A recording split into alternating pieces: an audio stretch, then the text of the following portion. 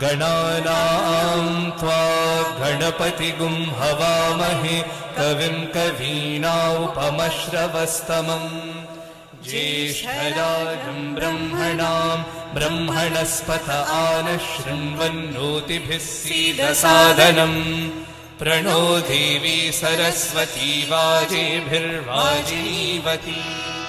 धीनामभित्रयवतु गणेशाय नमः सरस्वत्यै नमः श्रीगुरुभ्यो नमः हरिः ओम् ॐ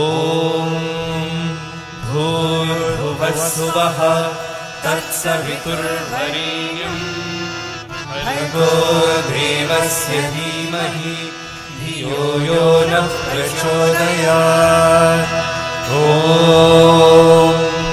भूर्भुवस्सुवः तत्सवितुर्वरेण्यं भर्गो देवस्य धीमहि धियो यो नः प्रचोदयात् ॐ भूर्भुवस्सुवः तत्सवितुर्वरेण्यं भर्गो देवस्य धीमहि धियो यो नः प्रचोदयात् ॐ शान्ति शान्ति शान्तिः नमो तस्सा भगवतो अरहतो सम्मा सम्बुद्धस्सा बुद्धं शरणं गच्छामि धम्मं शरणं गच्छामि संघं शरणं गच्छामि अशीवहो वहिष्ठेमस्ति उष्टास्ति उष्टामाय यतशाय वहिष्ठाशे श्मा Israel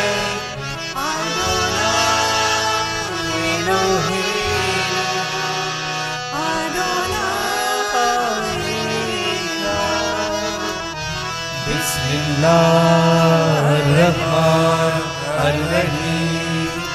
Bismillahirrahmanirrahim. Bismillahirrahmanirrahim. La ilaha illallah, Allah, Allah. La ilaha illallah, Allah, Allah. La ilaha illallah, Allah, Allah. Our Father, who art in heaven, hallowed be thy name. Thy kingdom come, thy will be done, on earth as it is in heaven. Give us this day our daily bread, and forgive us our trespasses, as we forgive those who trespass against us. And lead us not into temptation, but deliver us from evil. For thine is the kingdom, and the power, and the glory, forever and ever. Amen. Om Sai Ishwaraya Vidmahe Sathya Devaya Dhimahi Tanna Sarva Prachodayat. Om Sai Ishwaraya Vidmahe Sathya Devaya Dhimahi Tanna Sarva Prachodayat. Om Sai Ishwaraya Vidmahe Sathya Devaya Dhimahi Tanna Sarva Prachodayat. Om Sai Ishwaraya Vidmahe Sathya Devaya Dhimahi Tanna Sarva Prachodayat. Om Sai Ishwaraya Vidmahe Sathya Devaya Dhimahi Tanna Sarva Prachodayat. Om विद्महे सत्यदेवाय धीमहि तन्नः सर्वः प्रचोदयात्। ॐ साईश्वराय विद्महे सत्यदेवाय धीमहि तन्नः सर्वः प्रचोदयात्। ॐ साईश्वराय विद्महे सत्यदेवाय धीमहि तन्नः सर्वः प्रचोदयात्। ॐ साईश्वराय विद्महे सत्यदेवाय धीमहि तन्नः सर्वः प्रचोदयात्। ॐ साईश्वराय विद्महे सत्यदेवाय धीमहि तन्नः सर्वः प्रचोदयात्। ॐ साईश्वराय विद्महे सत्यदेवाय धीमहि तन्नः सर्वः प्रचोदयात्। ॐ साईश्वराय विद्महे सत्यदेवाय धीमहि तन्नः सर्वः प्रचोदयात्। ॐ साईश्वराय विद्महे सत्यदेवाय धीमहि तन्नः सर्वः प्रचोदयात्। ॐ साईश्वराय विद्महे सत्यदेवाय धीमहि तन्नः सर्वः प्रचोदयात्। ॐ साईश्वराय विद्महे सत्यदेवाय धीमहि तन्नः सर्वः प्रचोदयात्। ॐ साईश्वराय विद्महे सत्यदेवाय धीमहि तन्नः सर्वः प्रचोदयात्। ॐ शान्ति शान्ति शान्तिः। स्वस्ति प्रजाभ्यः परिपालयन्तां न्यायेन मार्गेण महीं महिषाः। गोब्राह्मणेभ्यः शुभमस्तु नित्यं समस्तलोकाः सुखिनो भवन्तु। समस्तलोकाः सुखिनो भवन्तु। समस्तलोकाः सुखिनो भवन्तु। समस्तलोकाः सुखिनो भवन्तु। समस्तलोकाः सुखिनो भवन्तु। समस्तलोकाः सुखिनो भवन्तु। समस्तलोकाः सुखिनो भवन्तु। समस्तलोकाः सुखिनो भवन्तु। समस्तलोकाः सुखिनो भवन्तु। ॐ शान्ति शान्ति शान्तिः। Om Shri Sai Ram. Humble pranams at the divine lotus feet of our beloved Lord Bhagavan Shri Sathya Sai Baba. Sai Ram, dear brothers and sisters, elders and young adults, welcome to this week's online center satsang from the Sathya Sai Center of Jersey City. We have a very fun-filled and jam-packed program in store for today. We've just completed the multi-faith prayers, 21 Sai Gayatris and 9 Samastalokas as we pray for global healing. Now we will have today's cultural program. This is an international Sai Young Adults musical offering. This was offered in Sai Kulwant Hall on July 15th, 2019 on the occasion of, on the day before Guru Purnima, on the eve of Guru Purnima, this program was offered alongside the graduation ceremony of the Sathya Sai International Leadership Program for Young Adults. So this musical offering was offered in Swami's presence. It consists of songs in many different genres of music, many different languages, sung by young adults from more than a dozen countries. I personally had the most privileged honor to actually coordinate this offering. And here you can see me offering the program and a rose to Swami alongside the harmonium player. So this is once again, just as we had offered this program to Swami in Sai Kulbanthal about 7-8 months ago. Once again, we offer the same program to all of you and to Swami. Sit back, relax, and enjoy this blissful journey of divine music from around the world. Jai Sai Ram. Gifted us.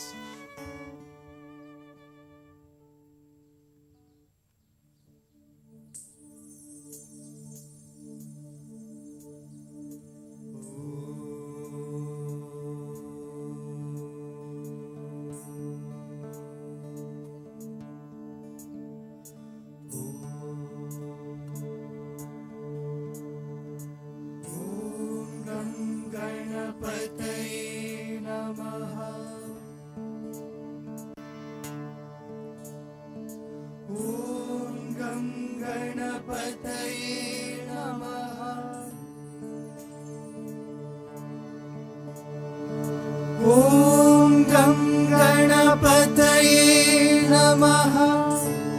Gam Ganapataye Namaha. Gam Ganapataye Namaha. Gam Ganapataye Namaha. Gam Ganapataye Namaha. Vakratundam Ekadantam Krishna Pingacham Namo.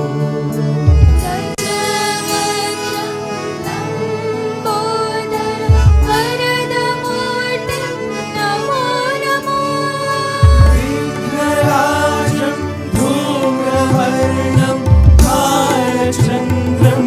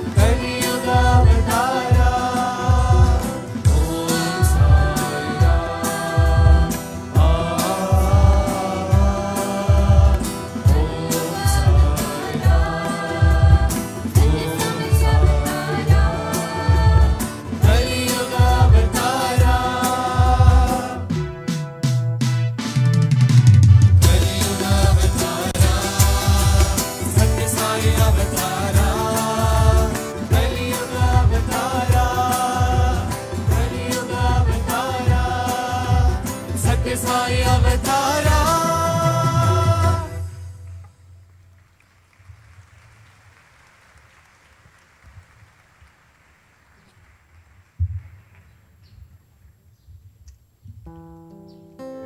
Swami, your love is the primordial truth which resonates through each and every particle in this universe, and this love can be witnessed in your creation.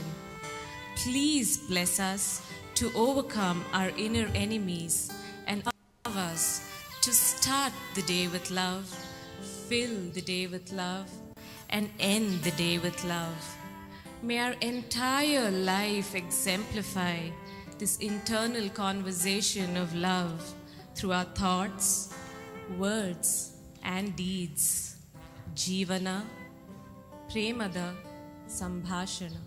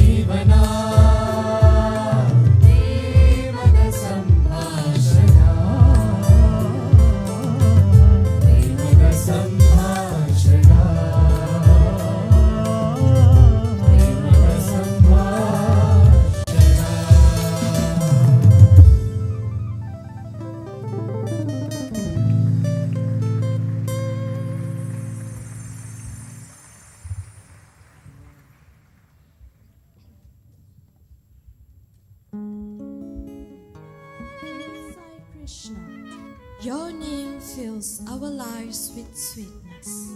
The bliss we experience from chanting your name at every moment is unlike any other. Just as Gopikas immerse themselves in the sweet melody of your flute, may we immerse ourselves in contemplation of your divinity and thus sanctify our lives.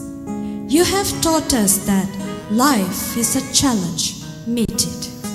dearest Swami, please bless us to chant your divine name so we can meet the challenges of life with fortitude and be one with you. O Lord, har pal gao tero naam.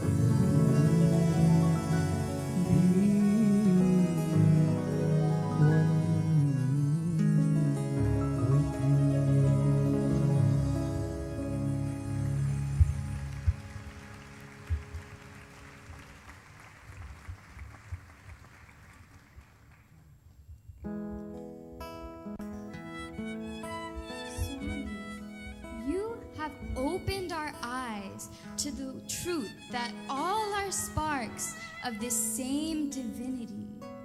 We surrender to you, O Lord. Please bless us to become beacons of light that dispels the surrounding darkness as we truly embrace being embodiments of the divine. We pray that the 5 human values guide us and let your love shine through us so that our lives reflect your teaching, which is to love all, serve all.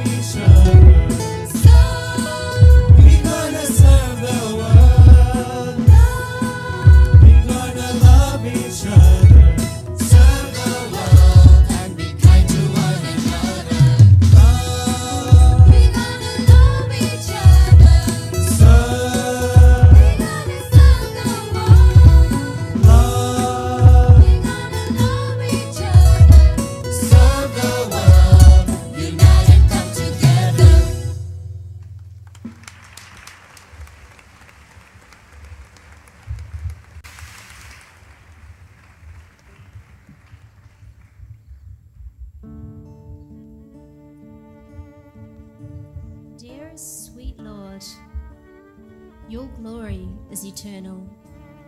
With you by our side, the impossible becomes possible. Your divinity illuminates our path, freeing us from the trials and tribulations of worldly life. How can words capture the essence of our love and reverence for you, O Lord? You have taught us that there is only one language, the language of the heart. Swami, we open our hearts to you, please reside in our hearts and bless us to continue living in your love.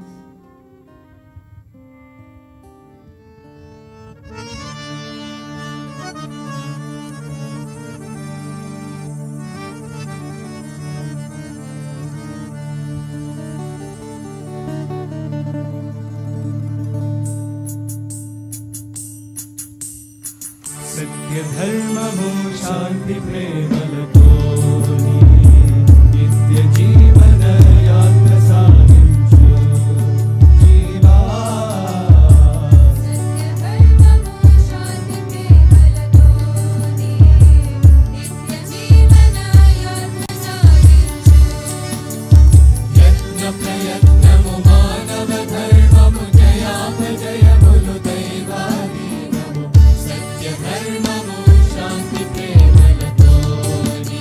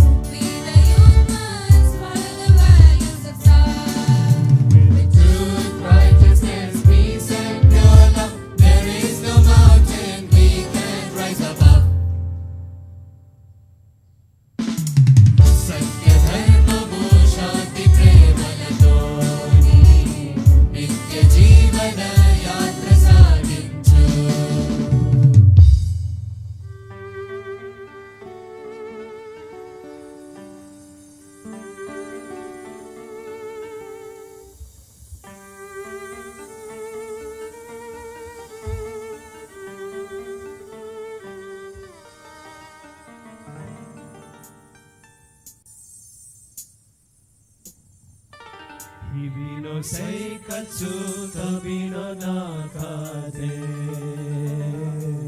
sai no oshie o valera mamori Ibino sei katsu tabino nakade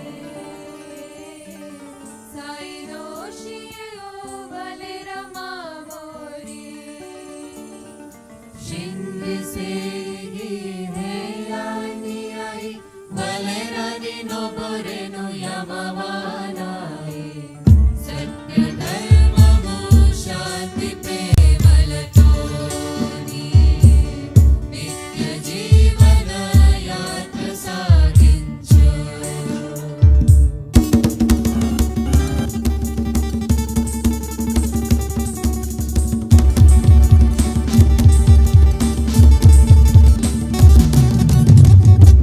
días han de ser de valor, paz, verdad, amor y rectitud. Todos los días han de ser de valor, paz, verdad, amor y rectitud. Los hombres deben poner todas sus ganas, todo depende de la voluntad de Dios. Satya dharma shanti prevalatoni, nitya jeevana yatra saginchu.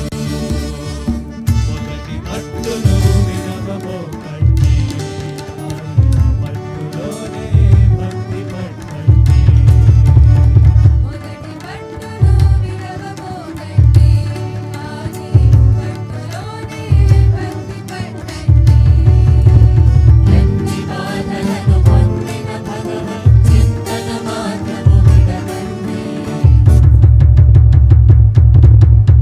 సత్య ధర్మము శాంతి ప్రేమలతోని నిత్య జీవన యాత్ర సాగించు సత్య ధర్మము శాంతి ప్రేమలతోని నిత్య జీవన యాత్ర సాగించు సత్య ధర్మము శాంతి ప్రేమలతోని నిత్య జీవన యాత్ర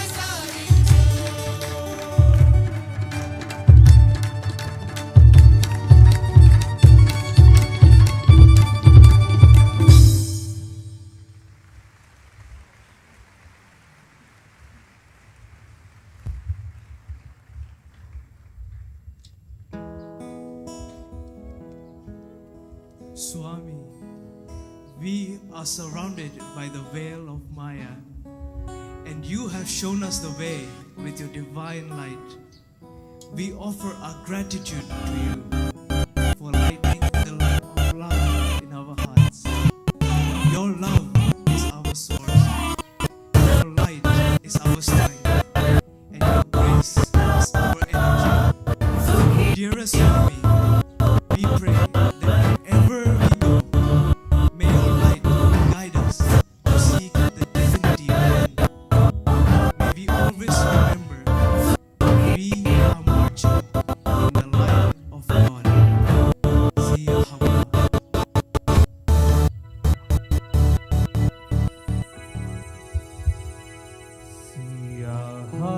Siyahamba bukan mengkumpul Siyahamba bukan mengkumpul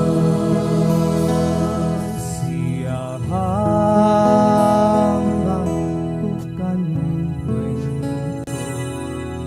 Siyahamba bukan mengkumpul Siyahamba hamba Siyahamba hamba Siyahamba bukan mengkumpul Siyahamba hamba Siyahamba hamba Siyahamba bukan mengkumpul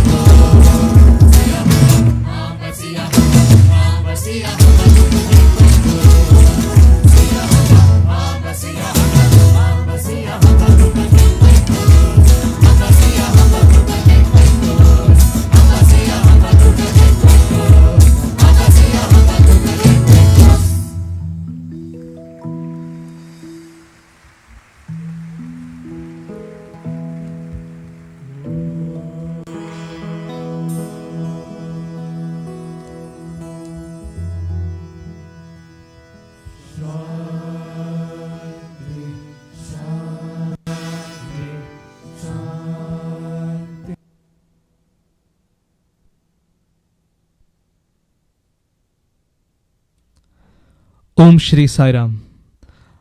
Hope you all enjoyed that wonderful musical offering. Next, we have a guest speaker joining us who is not really a guest but is in fact one of our own Sai family members. We have with us brother Ravi Mariwalla, Ravi uncle. Ravi Mariwalla hails from Mumbai. He was blessed to be part of Bal Vikas and Pre-Sevadal and spoke in Baba's presence in 1979 in Mumbai and again at Parthi in the same year. From then on, he had a strong desire to study at Baba's college. Bhagwan gave him this opportunity in 1982 and he studied there for 9 years. At Swami's college, he was part of the speakers group and the brass band and participated actively in various service activities. Through these 9 years, he had many opportunities to interact with Bhagwan. His parents and sister too were blessed by Bhagwan. He also accompanied Swami to Kodaikanal and Chennai. He was also blessed to be the recipient of 3 gold medals for distinction in MSc, Masters of Science, MBA, Masters in Business Administration, and the all-rounder gold medal from Bhagwan's own hands. The highlight of his time with Swami came when, after obtaining his MBA degree, Bhagwan asked him to work as one of the first employees of the Sri Sathya Sai Super Specialty Hospital at Prashanti Nilayam. Ravi uncle served at the hospital for 14 years in the cardiac surgery departments, playing multiple roles, including serving a full-time clinical perfusionist. Ravi uncle considers it a blessing to share with the community the memories, learnings, and insights he's gained. So we are so blessed to have Ravi uncle with us, rejoining us here online for the satsang. We'll just take about 30 seconds to make the audio and video connections, and then we'll be off to Ravi uncle. So requesting you all to just stay tuned for just a moment.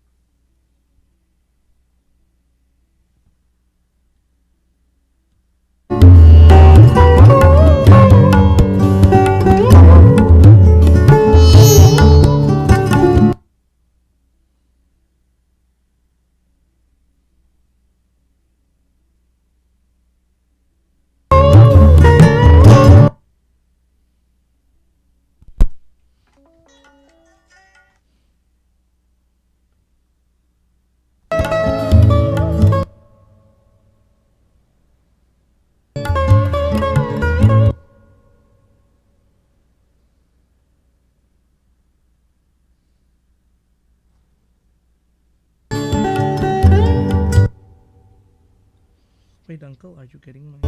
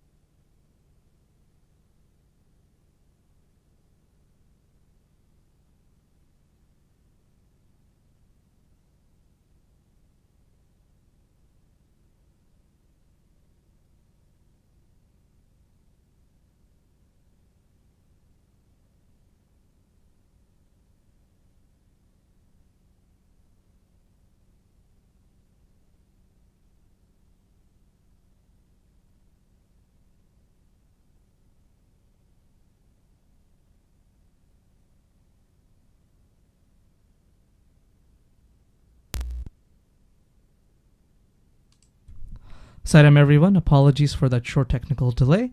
We are now ready and request Ravi uncle to get started with his talk. This can be an interactive session, so requesting everyone, if you have any questions during the talk, you can also you can type your questions in the YouTube live stream chat box, and at the end also we'll try to have a question answer session. So off to Ravi uncle. Sairam. Sairam, can you all hear me? Yes, uncle, loud and clear. Okay, great. So Rishi, because I don't see anybody, is there a way I can see the people or? No, uncle, you won't be able to see. Okay, But sure. I Do you think know how many people are on? we have about 20 people joined with us right now. Okay, wonderful. So Sairam to all of you, and it's a time and place for new things, and technology is enabling us to continue doing what we do every Saturday and Sunday generally. So it's wonderful that technology is serving as our spiritual enabler, and let's make this interactive so you don't feel it boring. But first of all, I want to thank you all for having me. Jersey City is where I started my spiritual journey in the US. It's a very special place for me. And me and my family, we grew with the love and nourishment that the Sai Center in Jersey City offered us. It is, as I often think, that it is a home away from home, but it is also Swami's way of reimplanting Prashanti Nilayam in our midst. So Jersey City has a special place for me in that way. And Rushi took me back to some of the things I did. I was able to accomplish with Swami's grace. Sometimes when I look back, I have no idea how, those beautiful and important and meaningful steps in my life got taken by choosing to be around Swami, and probably Swami choosing to have me amongst some of the students, to be around him. So fantastic experience. However, many times we recount that and relive those days, it is not enough. It only succeeds in making me emotional, but it's a very special time that we all had to experience around this great avatar whom we so lovingly worship and hold so dear. Yes. Okay. Sure. Sairam, we're just trying to re-establish video connection with Ravi uncle.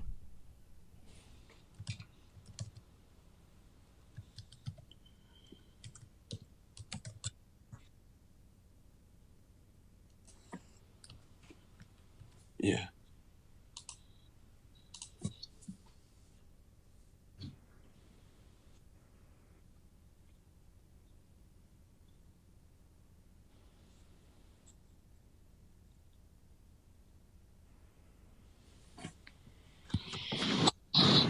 Okay. Yeah. So I don't know where you all lost me, but hopefully the audio was on, so we didn't lose contact to that extent, right? Audio has been on the whole time, uncle. Wonderful. Yeah, that's great. I think that helps. So one of the things that comes to my mind, as we are in these days and these situations, is I wish I could have posed this question to you, but if you see what is it that has changed in the last few weeks, it's not about the actual changes that have hit us in our lives as individuals, families, and societies and countries. It's a reminder about a very essential aspect of human life, and that is to expect the unexpected. and to prepare for one element of our lives which is ever constant. You can guess what I'm going to say. That is change. Human beings have evolved over so many different situations, scenarios, ways of living, places of living, methods of survival. And today, what meets us at this juncture in our life at a global level is change and the unexpected.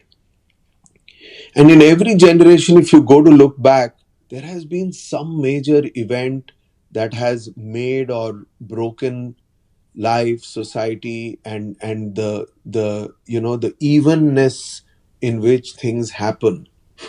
Whether it is world wars or major disruptive events, we've all, in some or the other generation, faced one or more of these events.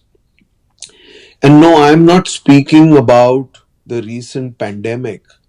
I'm not at all making all of you focus your minds on the pandemic. In my mind, your generation and my generation, all of us who are on this call today, have a much more significant event to discuss and to feel grateful for. And that is the fact that you and I have been on earth at the same time as the Sai avatar.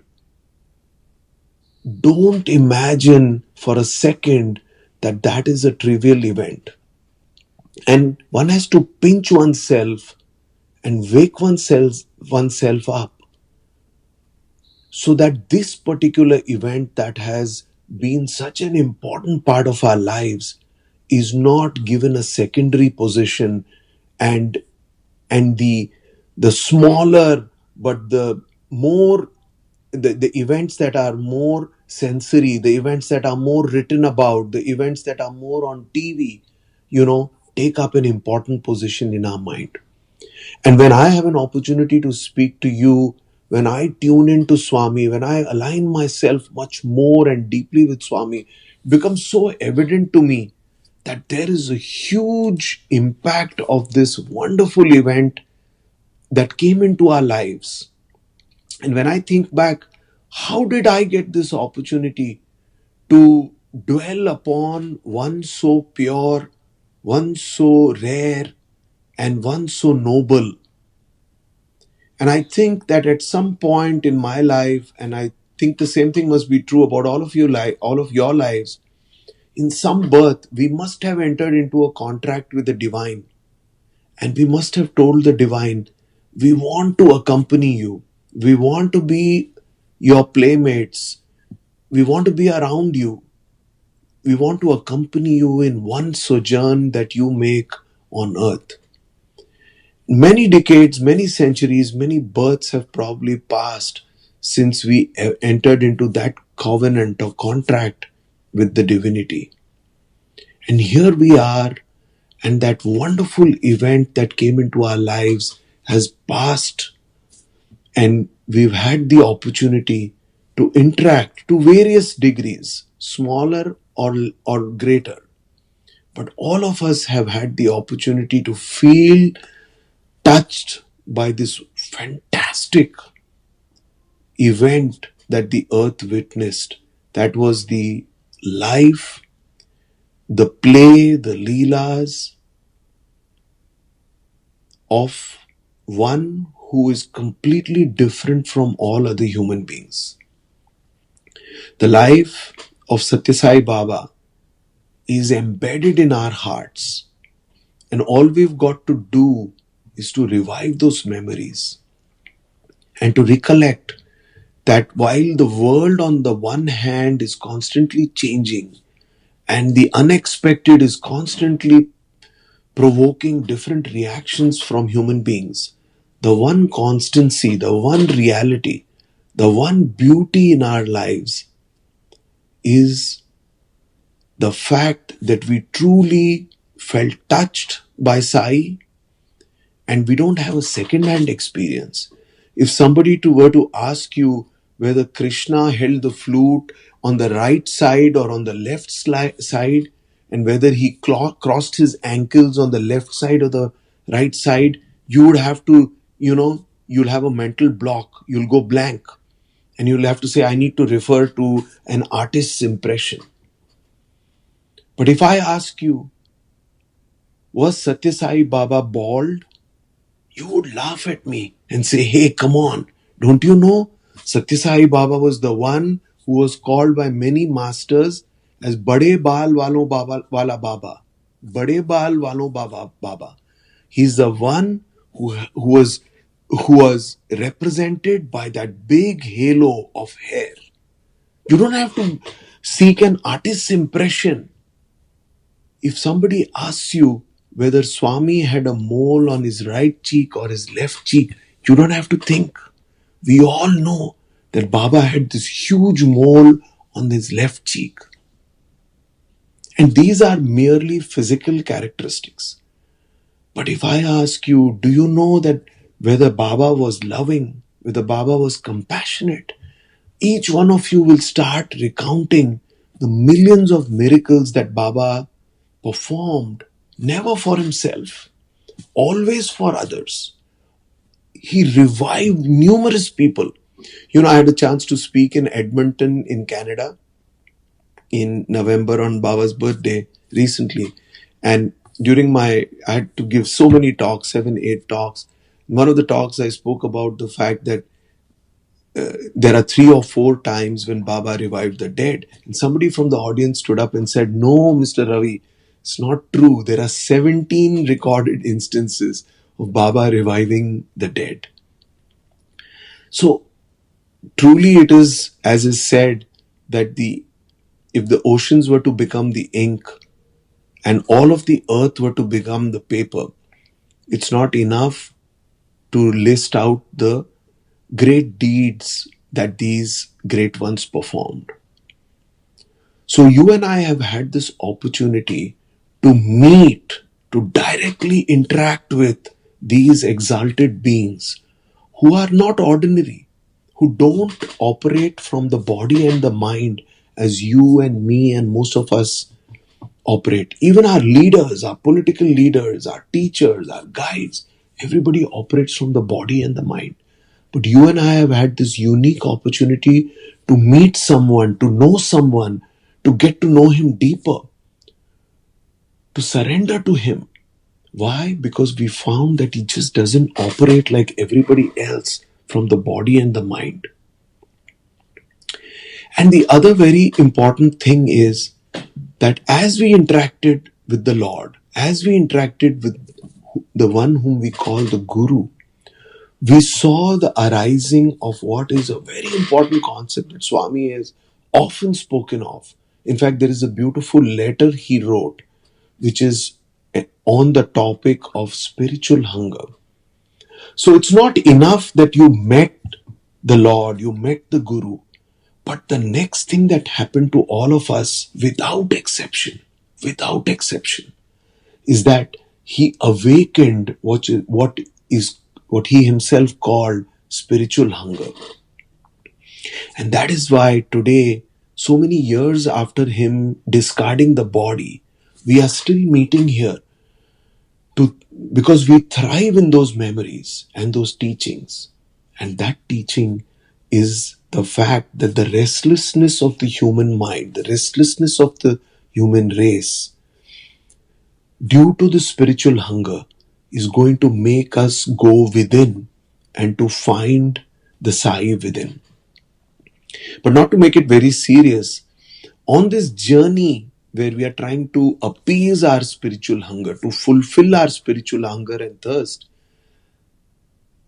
when we got a chance to be around Swami, many of us examined him in different ways. When you go to buy a gold ornament, you pick it up and you look at it and you examine it. And that is what we all did to Sathya Sai Baba. We examined him. We analyzed him. And I want to tell you a quick anecdote here. Some of you may have heard it, but it bears repetition. One day Raja Reddy Garu, who was an attendant of Baba and who actually, cleaned up Baba's room, folded the bed sheets, cleaned the chair, and then swept and mopped Baba's room.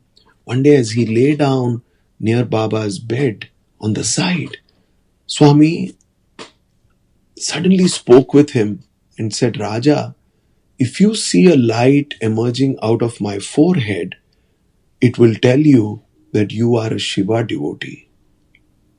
If on the other hand, you see a light emerging out of my chest region, it will tell you that you are a Krishna devotee. Raja Reddy was completely perplexed. And it's a fun aspect of these great mystics and masters that they don't follow the rules. They don't give an introduction and say, hey, Raja Reddy, now I'm going to tell you a great secret. And then slowly introduce the theme. The mystics always reveal the nuggets of wisdom in an unintroduced manner because they don't operate from the human mind as we do.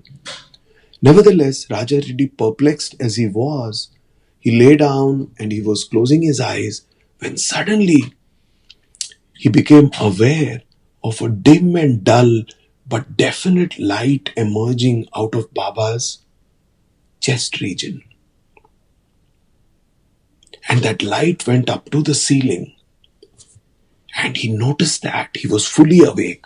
And then he realized that that was the context in which Baba had made that comment that, Raja, watch out. If you see the light emerging from here, you're a Shiva devotee. From here, you're a Krishna devotee. And then Raja Reddy went to sleep. That light dulled and vanished. And next morning, as he was folding Baba's bedsheet and preparing to dust up Baba's bed, he got a very devious thought. And he opened Baba's almirah, or the cupboard in which Baba used to keep certain things. And he took out what was a big flashlight. Baba used to, in joke and in fun, call it the 5-cell torch. Because it was a big flashlight. It had 5 cells of batteries in it. And Baba used to use it because power would go. There would be no electricity in Puttaparthi quite often. So what would Baba use that torch for? In the late 40s and early 50s, 1950s, when devotees visited the ashram, and as you know, a lot of Indian women have the habit of wearing, gold pendants, gold necklaces, gold rings, gold earrings, toe rings, anklets, and so on. And they would come from home with all of this gold ornamentation on their bodies. And then because they would sleep in the open and they had their bags lying around on the sands over there and they would feel insecure, each of these women would tie up all their gold ornaments and then in that small pouch come and give it to Baba. And Baba would just take it even absent-mindedly and say, okay, give me your gold. And he would take it and keep it in a cupboard or in steel almirah and he would just put it there. And when they were leaving, these women folk, these devotees would suddenly remember, I gave all my gold ornaments to Baba, I should go pick them up. And if at that time there was no power, how would Baba see which of those pouches belonged to them? So Baba would use the 5-cell torch and look in the almirah, pick up one of those pouches and go give it to them. And then they would leave for their hometowns. Now, of course, it's a different matter that none of these pouches had any label saying this pouch of gold ornaments belongs to Parvatama, this one belongs to Lakshmi Amma, this one belongs to so-and-so. Baba would just absent-mindedly keep those pouches with gold ornaments in his almirah and put his hand in, pick up one and give it to them. And it was always the right set of ornaments. But that's not the miracle we are talking about here. So Raja Reddy took out that 5-cell torch from the almirah, and as he was folding Baba's bed sheets and blanket, he said, let me test where the light that I saw emanating from Baba's chest region actually happened to come by Baba putting the flashlight, this 5-cell torch, under the blanket. And as he was looking at it and seeing what was the emerging stream of light, the intensity of the emerging stream of light, at that time, our beloved Swami opened the interview room door and walked in to look at this experiment that Raja Reddy was carrying out. And Raja Reddy felt so guilty, and he felt so ashamed of himself because he lived inside with Baba, a privilege that so few people in the world have had even ever since. And Baba told him in Telugu at that time, Raja Reddy, what else should I do to convince you? And is this where your mind is leading you? And this is there on Radio Sai. There are 8 small videos like that, but they are very inspiring. You should go and watch them when you get a chance. And Raja Reddy has recounted this incident very beautifully. To my mind, this is a really powerful incident. And Raja Reddy concludes this incident by saying, devotees, we have this habit of analyzing Swami and enjoying our own faults. Whatever our inclinations are, we enjoy them, but we subject Swami to so much analysis. And he says we should now flip that, and we should analyze our own faults, analyze our own sensual inclinations, and enjoy Swami. Don't analyze Swami. Enjoy him. Because as this great mystic divine being who took birth amongst us, we have no clue. It's just that he allowed us in his proximity, and we could hang on to his robe, we could be around him. But over these decades, we only understood him a little bit. And I'll tell you one comical incident that happened to me. One day I went to Brindavan from Puttaparthi during my days in the hospital, where I worked as a clinical perfusionist and I managed the operating room, and we did a lot of other things.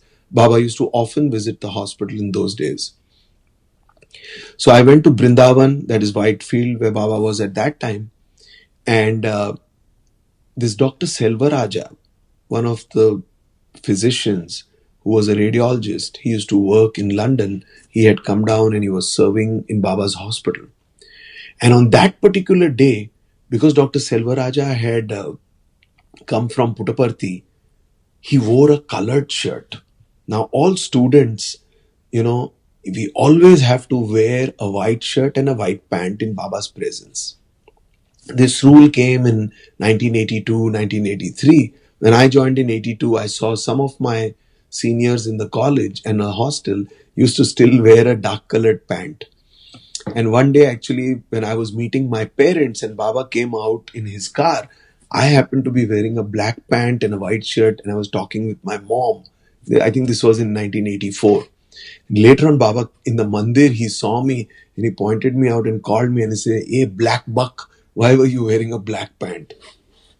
So that's just a fun thing, because that was his power of observation, and he related to us so well.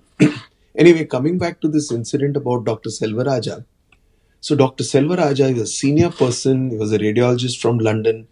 When he came from Brindavan from Parthi to Brindavan, he wore this striped shirt and he was sitting there in the Trai Brindavan hall.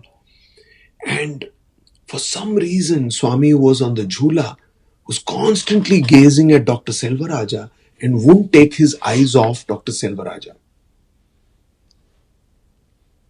And we were all very scared. Everybody who was in the hall was very scared because they thought that, oh my God, Swami is unhappy that Dr. Selvaraja is wearing a colored shirt and he's broken the discipline. See how the human mind tends to think. And that night it so happened that Dr. Selvaraja, who used to suffer from a lot of asthma problem, he actually passed away. And when I look back at it, I realize that our interpretation of the fact that Swami was looking at him continuously for about 1 hour, Swami won't take his eyes off Dr. Selvaraja's body. And we interpreted it as meaning that he was wearing a colored shirt and Swami was unhappy. But actually, Swami was probably raising his consciousness and giving him the release and the preparedness for the big event of death that was going to come to him in a few hours' time. And often it is said that the master, through the vision, through his look, he emancipates the soul. But look at our interpretation. We were thinking that it is due to the colored shirt that he was wearing. But the story doesn't end there.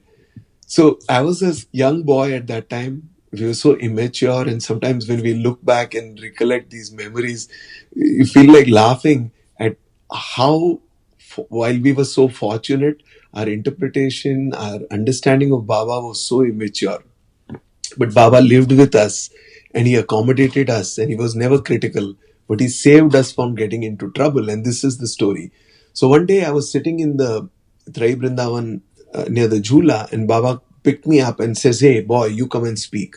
And he used to call me Mari. MARIWALLA is a long surname.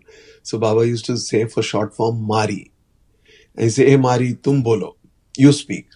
So I had not prepared. I was enjoying Baba's darshan and bhajan. And suddenly when Baba said, "Now you have to speak," this incident popped into my head. And I was just starting to recount. I was standing in front of Baba's Jhula and I had the mic.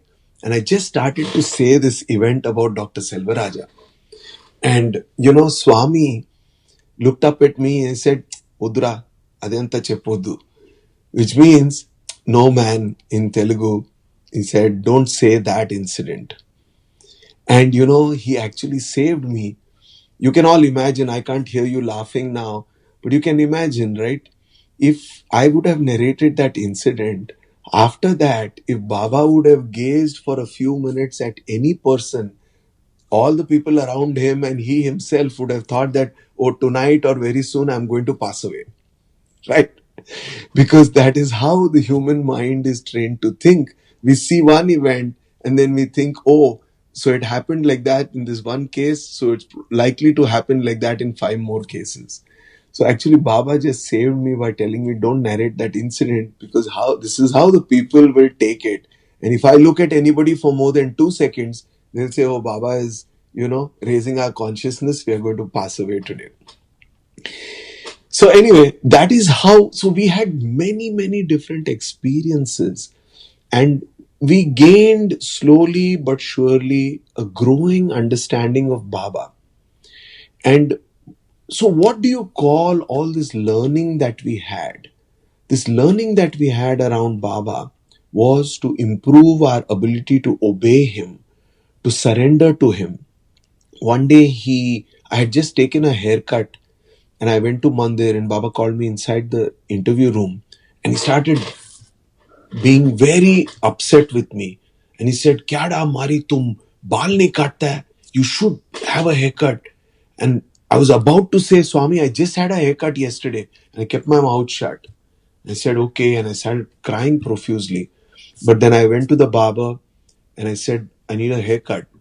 And he said, "What? Sir, I just cut your hair 2 days back." He used to come to the hostel.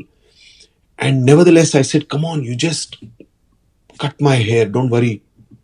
And I had the second haircut. And next day when I went into the mandir, Baba was waiting for me. And he called me into the interview room. And then I sat there, and now I was at peace with myself. I just obeyed Baba. It didn't matter what he said, but I just obeyed him. And then he told me a very meaningful sentence. He said, "You think, MARIWALLA, you think that Baba was wanting you to have a second haircut?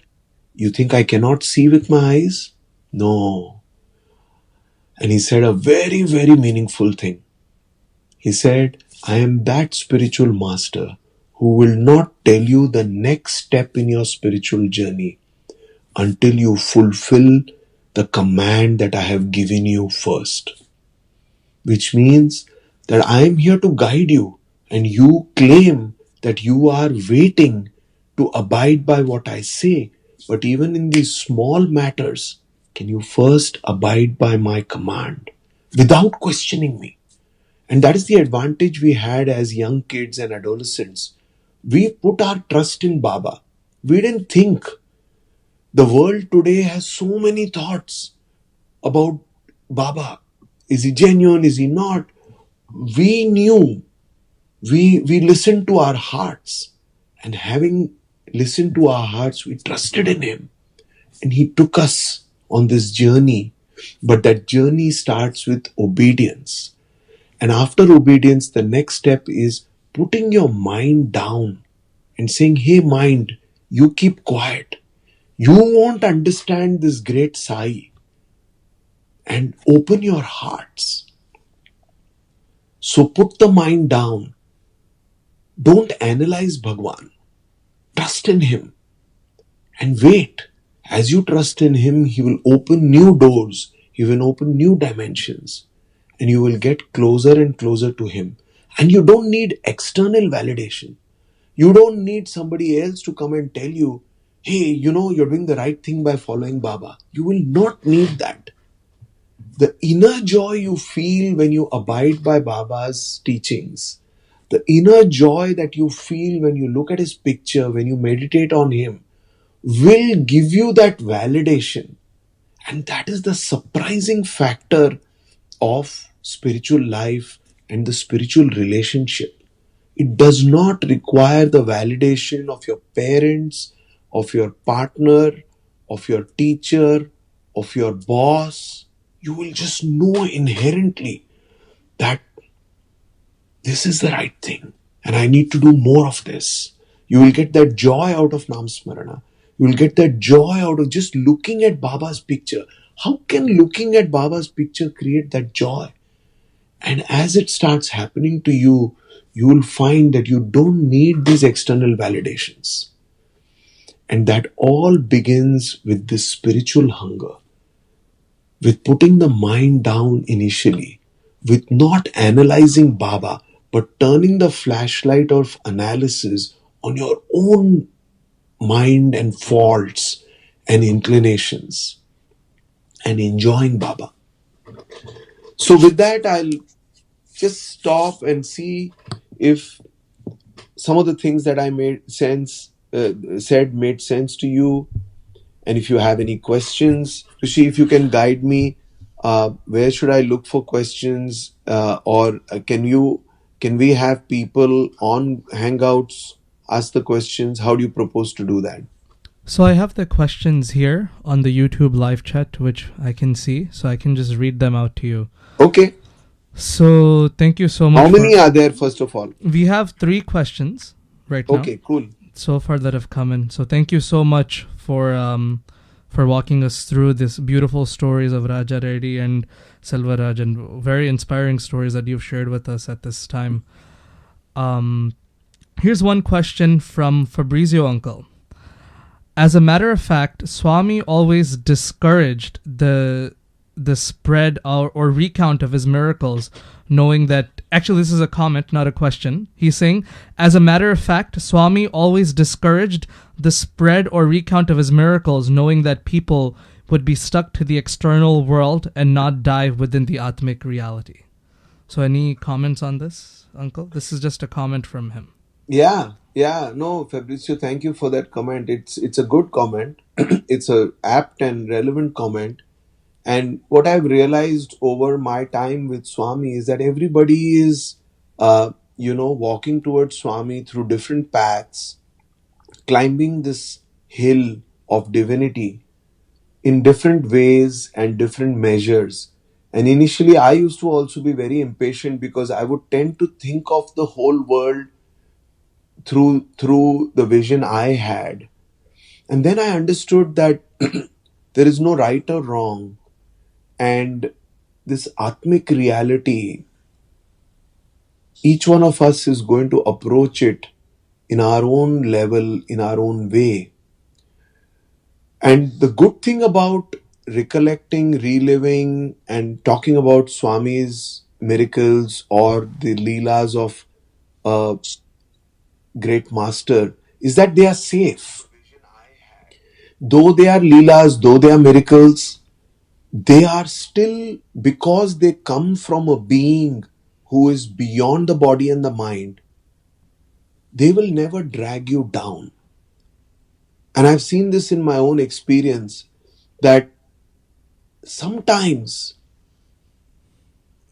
just reading a miracle of Swami, even though it's a miracle, yes, it's a miracle, and we should rise higher than that.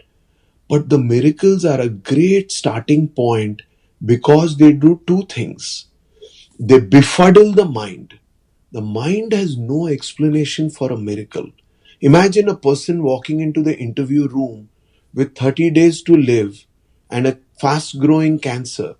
And Baba calmly, casually materializes Vibhuti and tells that person, your cancer is cancelled. Now, what happened to that individual in the interview room at that point of time in, say, 1996 was wonderful.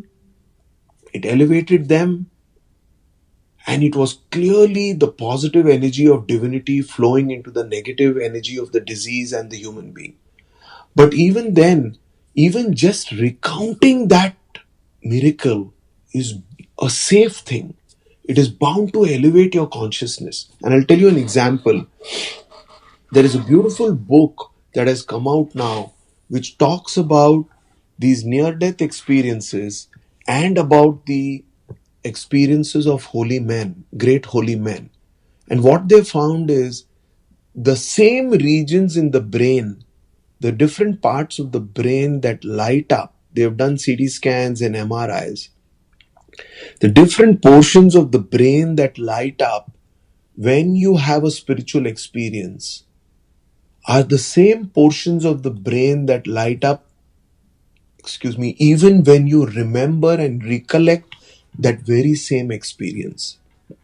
So though in 1996 when Swami performed that miracle and his great power was infused and destroyed and cancelled that cancer, even us recollecting that instance today is not a trivial thing.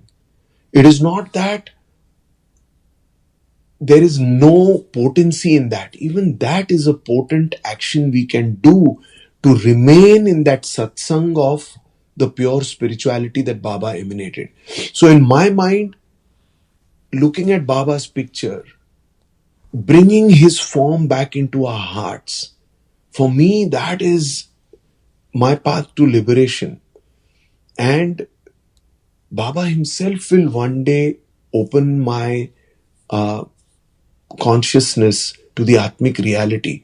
But until such a time, even putting my mind firmly into those instances and miracles and recollecting Baba's form and his name is a sure and safe way to continue to walk on that path to the Atmic reality. I hope what I said makes sense. Thank you, Uncle, for sharing that wonderful response. The next question comes from a devotee named Geeta Dewan.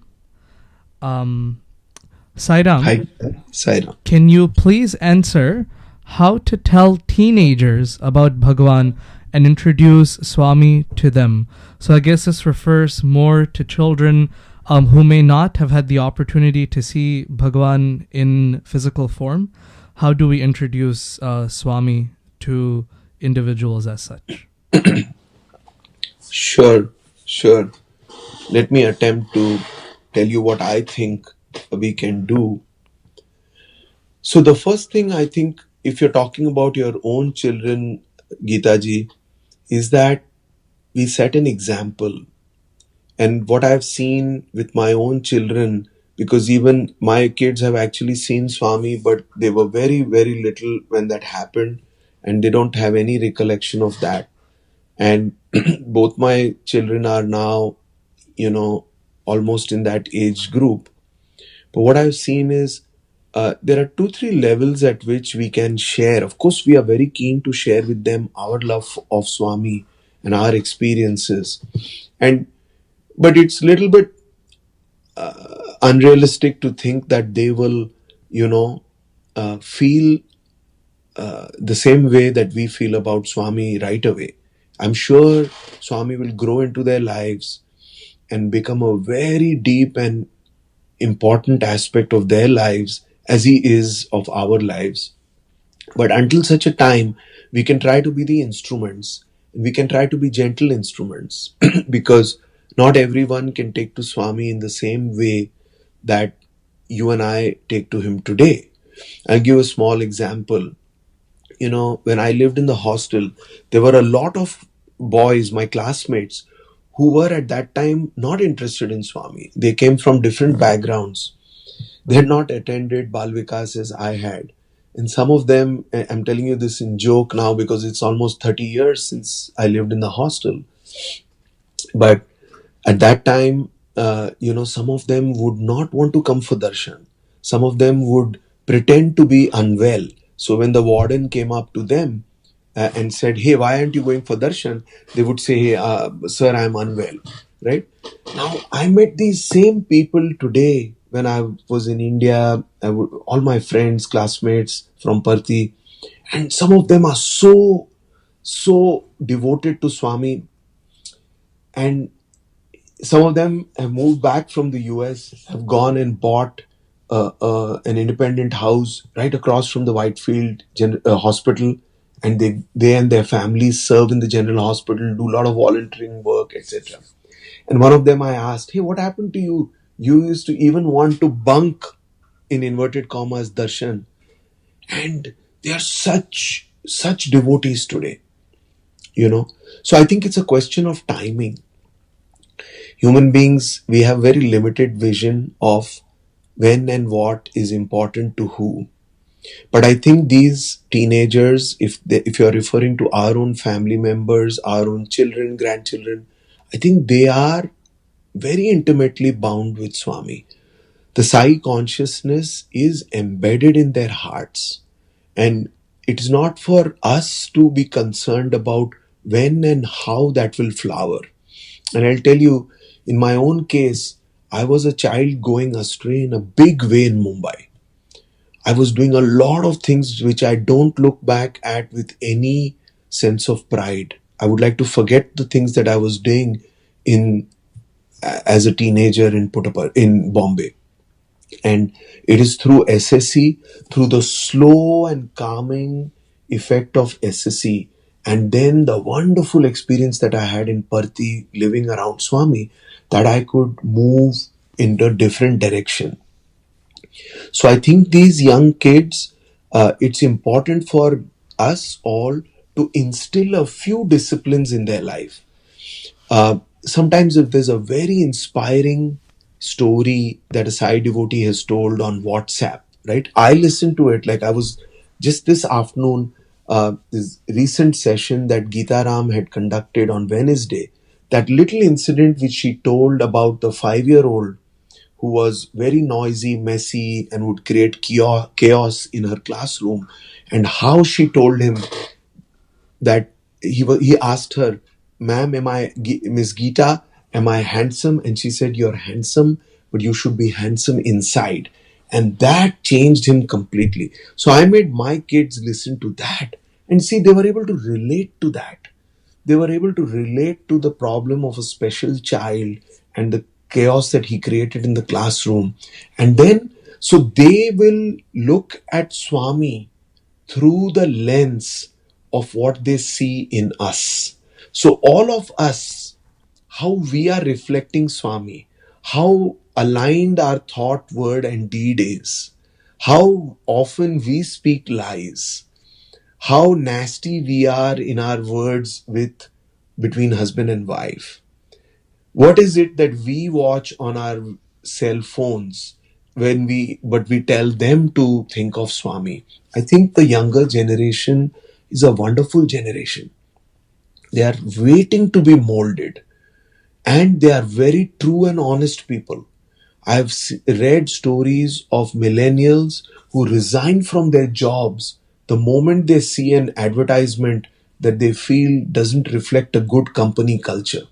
So this generation is a strong and noble and more courageous generation than I think our generation was. I may be wrong. If you don't agree, please let that pass. But I think we as parents have been given these flowers, and we should try to mold them in a gentle and intelligent way, and primarily by example. I'll tell you one quick thing. One day, my son saw me watching a video of Swami, and he saw that I was not able to control the tears that fell from my eyes. And that observation that he had went a long way in telling him how important Swami was in my life, rather than my beating him up and telling him, do silent sitting for 10 minutes. Right? He saw that just watching that video of Swami on my cell was making such a noble expression of emotion come out from me. And that told him more than I could have preached to him. Now, having said that, I think we also have a duty as parents and influencers to request our children, while they are still in a position to obey older people. At some point, it'll not be possible for you to tell them, do this, do that, even in a nice way, right? So what I've tried to do with my kids, and I'm sharing that with you, is I tell them that, see, before you sleep, try to spend a few minutes seriously thinking about Swami. And I also tell them, look how much time we had to watch this television show, to watch this movie, to read a book, to play basketball, to go on a nice drive. And can you not make a few minutes also to think of God?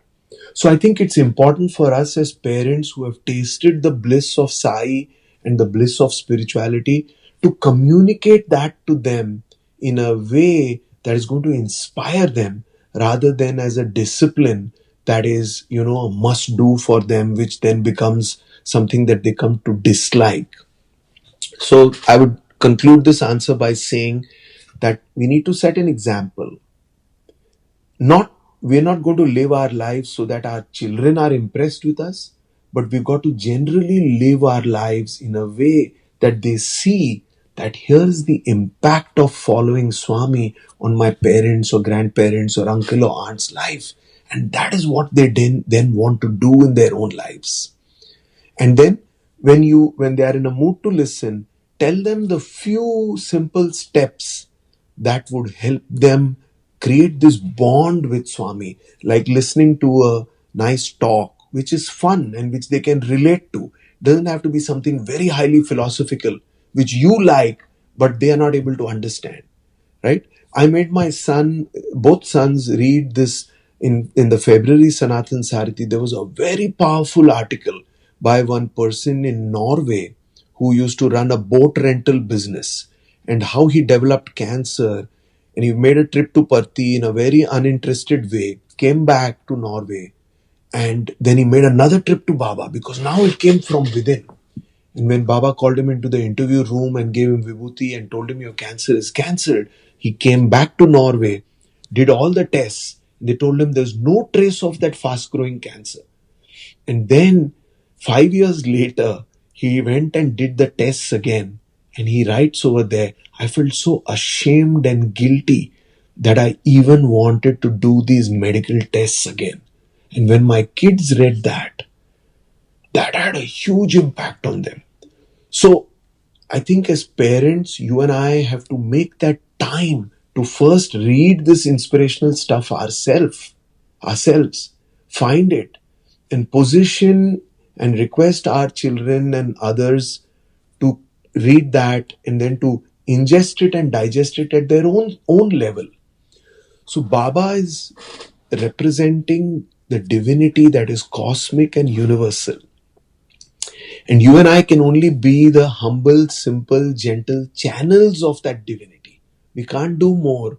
But the mark, the indelible mark of divinity is already there on these children.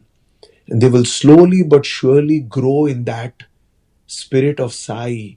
So we don't have to worry, because if we worry and we operate out of fear, then we become disciplinarians and we are ineffective.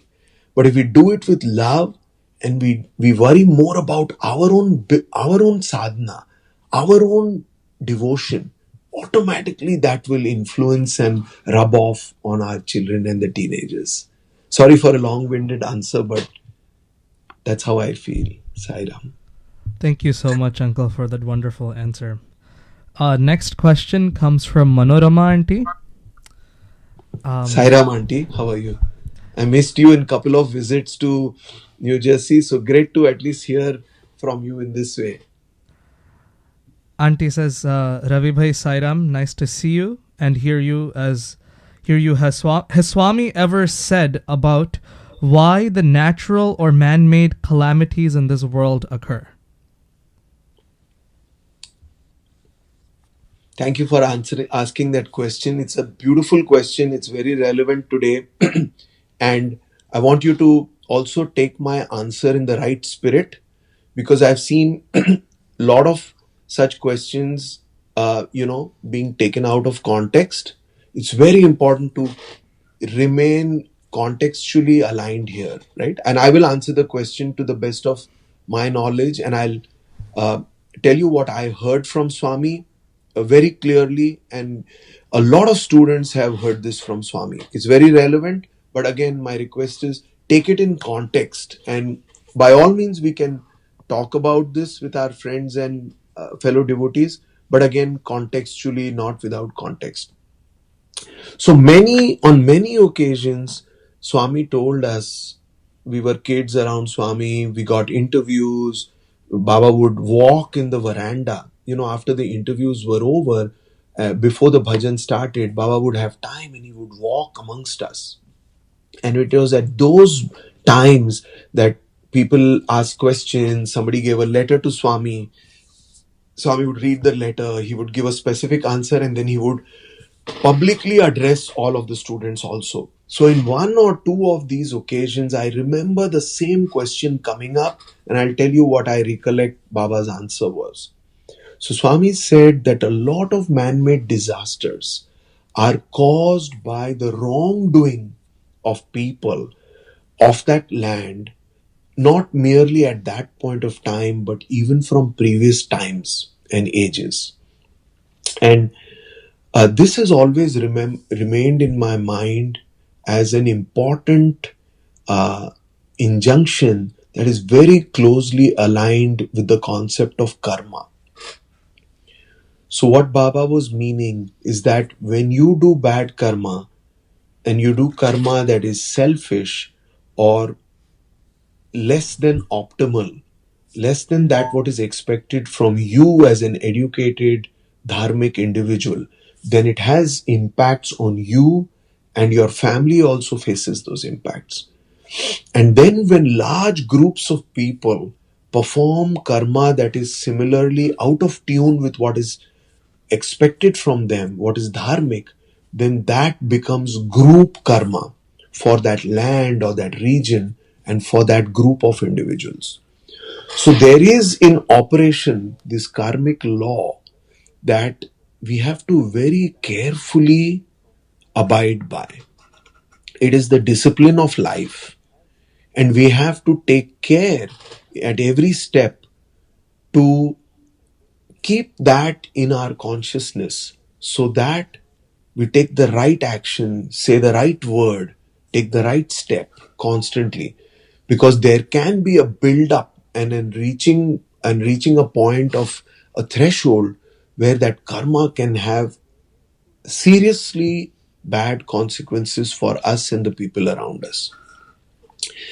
So I also want to take the opportunity to shift a little bit and tell you, as a Sai student, I used to read a lot of books of different saints and masters, even there on the portico. I read Ramana, I read Ramakrishna Paramahamsa, and at one point I came across these books even in the 80s, and you might want to refer to them. This book, there's a series of books by a person called Edgar Cayce. Edgar Cayce was a saint of some sort here in the US, and he died in the year 1945, and he used to go into a trance and people could ask him questions, And in that trance, he would give answers. And in the first trance that he went into, he was a devout Christian. And he gave this answer. Somebody asked him a question, and he spoke about Akashic records. Akashic records, which means records of your lifetime in Akasha or the ether. And a scribe wrote those things down, and when Edgar got up from his trance, he was horrified because he was a devout Christian. And here he was in this trance talking about Akashic records. And over the next several years, I think for a 2-decade period, he helped numerous people figure out and solve their own problems. I'll tell you one quick story so that we don't go beyond time too much. There was a very rich millionaire girl who had got into a major accident and broken her spine, and she was a quadriplegic at the age of 18. And she writes to Edgar Cayce, and he describes to her how in a previous life she was the wife of a Roman gladiator, of a Roman soldier.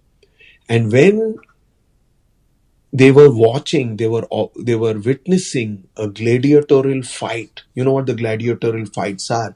Where, the slaves would fight each other in the Roman arenas centuries before us. And at that time, and they would fight animals as well. And this big, in the hierarchy of the soldiers, she was the wife of this Roman soldier. And she sees a lion attack a gladiator and tear him apart. And at that time, she laughs. And Edgar Cayce says to her in the trance that mocking another person through your laughter is one of the biggest bad karmas that you can do. And one of the ways in which you are repaying that karmic debt is through this loss of your limbs that has hit you. Though you are born again in the same line as a rich Roman soldier's wife, you are born in a millionaire's family even today. But because of that event that occurred where you mocked another human being. So you don't have to necessarily take in these ideas that I'm sharing. But I was, as a Sai student, very much influenced when I read about such things. And these are the things that go into forming your own character. So the karma that we do as individuals is going to impact us individually, but it's also going to become part of the global karma. And many times, Swami came out during the global Akhand Bhajan. I lived in Puttaparthi for 23 years, Auntie. And 23 years I attended the global Akhand Bhajan. And Baba would come out and stand there and sway like this. And many times he has told us that, see, the Akhand Bhajan is on across the globe. Through the globe, people are chanting the name of God. And that holy karma that is happening through the Sai devotees is what is purifying the whole world. It is removing the physical, mental, and other negative effects of bad karma that people have done over the ages. And this is what will save the world. I remember Baba telling us this, his own words, numerous times. So to me, and I'm sure to all of us, we should be believers. So Baba used to often tell me, I have heard this personally, Swami said, a lot of what you can see with your own eyes is unreal. And what you don't see is real. Now, what is the meaning of that? That goes to say that we live through the body and the mind. We meet and interact with the world and with each other through these two instruments, the body and the mind. But there is another completely different, higher level of consciousness, higher level of instruments that are available to us, but they are within us. Those are the intellect, the buddhi, and the Atma.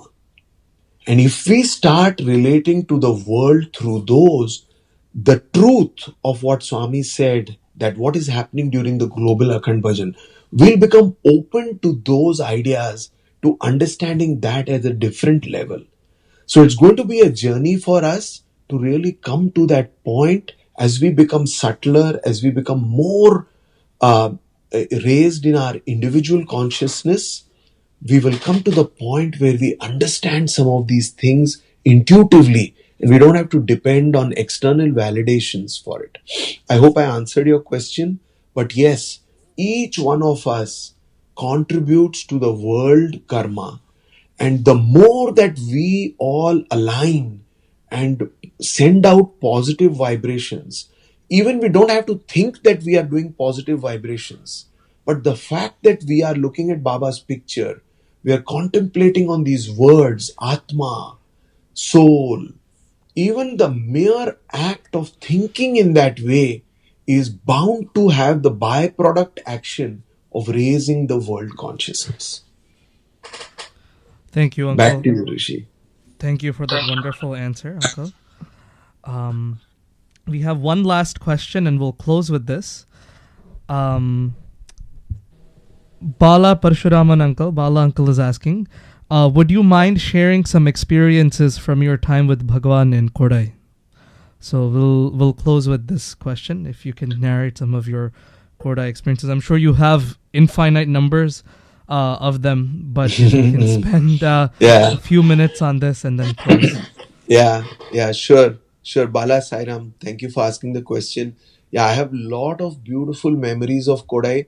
And nowadays, instead of talking only about my personal experiences and the fact that Swami did this, told me this or that, those are definitely very valuable. But the real power of experiences is when you go beyond the specific. What happened to me as a body-mind construct versus what Baba said to all of us. So I'll tell you mix of both very quickly, being respectful of your time. But I'm bear with me. I'll quickly tell you a couple of experiences. So one was, I'm born on April 30th. And I happened to be there. We were with Swami from, I think, 5th or 6th of March till of April until 6th of May in 1991. And I had this opportunity to go. So Swami's room was there and just outside his room, we could go up and wait there. And about 30-40 of us, we would quickly shower, shave, and get to be outside Baba's room by about 6 o'clock in the morning, because anytime after 6, Baba would emerge. And you should see Baba when he emerges from his private chambers, fresh, after a shower, and, Swami would come out and he would be like the morning sun. And that memory of having that darshan for 30-35 days, and then we would spend 9 hours with Swami, soaking in on the divine teaching. So many things he told us. We need 2-3 more sessions to talk about that. But couple of points that come to mind, I'll tell you. So I was sitting in front of Baba, and again, this goes to say that, just like I told you about Dr. Selvaraja, where he was wearing a colored shirt, and these foolish human beings thought that Baba's looking at him because of a colored shirt. Nothing could be further from the truth. So in the same way, here was I holding my tray of candy, and Sai students, we know that Baba likes to eat a clove. So, but you have to break the flower of the clove. We would keep about 25-30 cloves in the small bowl, and then some elaichi, cinnamon, and then lot of candy. So knowing that Baba would give everybody so much joy that by picking up a handful of candy and throwing it at people, at the boys, and there would be so much delight and fun and frolic. People would grab the candy and then they would eat it, send it to their relatives as prasadam, so on and so forth, right? So that day I kept my tray, because I would never get an opportunity to celebrate my birthday, because I would be in Parthi. Swami would invariably leave Parthi for Vrindavan and I would head to Mumbai. So this was a great opportunity for me to celebrate my birthday in Baba's presence. And when I got that opportunity, see how Baba reacted. And while many of you think that Sai students had a great time, they're always enjoying Baba's presence, you should also realize that Baba was the divine and universal teacher. He was not there only to give us fun and frolic and good memories. He was also constantly teaching us and helping to raise our consciousness through his actions. So I was there with my tray, all decked up as much as you can deck up with white clothes, right? Clean white shirt and full, well shaven, very neatly combed hair. And I was praying to Swami continuously. And Baba opened his private room door and came out. And he looked at me and he completely ignored me. Take that in. How would you like to be there on your birthday, which you would never able to celebrate in Baba's presence for so many years? And here's your opportunity. And Baba sees your tray and averts his gaze and just doesn't acknowledge you on your birthday morning. But anyway, I had already spent 9 years in Baba's presence, and I knew that while my mind was dragging me down despair and depression thoughts, there was something in me that said, hey, come on, Ravi, hold on. This is Swami. Don't judge. Don't evaluate. Don't let your spirit sag. Then Baba came out and then that day there were a bag full of shaving kits. And we were about 54 boys. So Baba picked up those shaving kits, very nice. I think they had come from the US. Baba gave each one a shaving kit. It was a complete kit. It was a very well packed, well designed kit. Baba gave all the 53 boys there a shaving kit, and he thoroughly ignored me. Not only did he not give me namaskar, take my clove and throw the colored rice on my head and then give me some blessing on my birthday, but he didn't even give me the shaving kit that he gave all the other kids. Now what happened is, after that Baba went downstairs and we went for breakfast, and now depressive thoughts really started to hit me. So I went and sat on the breakfast tables. I could see Baba in the distance, but I was lost in my own sorrow. And then after breakfast, Baba walked around. He came to us, but he didn't talk to me. And then we went and sat in the living room where Baba sat on the chair, and we 54 boys sat around him.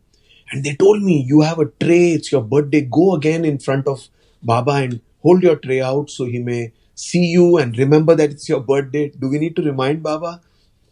But I said, no, I'm okay. And I had got the shock of getting pushed back and ignored once. And when if I had been alone and ignored, it would have been okay. But I was ignored in front of 53 other boys. And what were their thoughts, right? They were all thinking, oh, Ravi must have done something wrong. Maybe his thoughts are not pure. There's some reason Baba is ignoring him. And even if they didn't think like that, here was I imagining that all these boys must be thinking about me in these terms. Little bit of a humorous situation, right? When you look back at it. But when you're in the midst of all this, you can be pretty red-faced and embarrassed. Because why would Baba ignore you, right? You're a student, you come to Kodai, but Baba's completely ignoring you. And then Baba started talking. He read some letters, he read some telegrams, he looked around, he joked, he made fun of some of the students, their hairstyles, their white shirts, all that was going on. And this thought was going on in my mind, oh Swami, you have time to do all these things. And here am I, poor chap, the only boy who has a birthday on April 30th, and you just don't have time to say anything to me. And this is very important lesson for all of us, right? God works, speaks, is benign, gives us his benediction at the right time. And we have to learn to hold on, to be patient.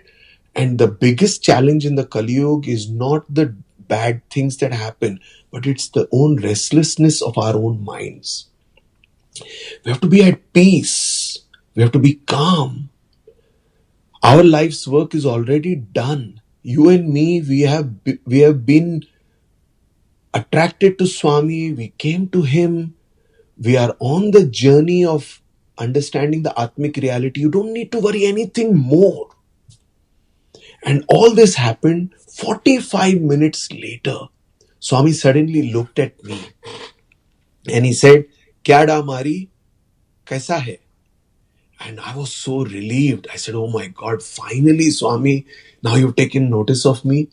And I just got up on my haunches and Swami said, "Good boy. It's your birthday. Don't think that I forgot you on your birthday."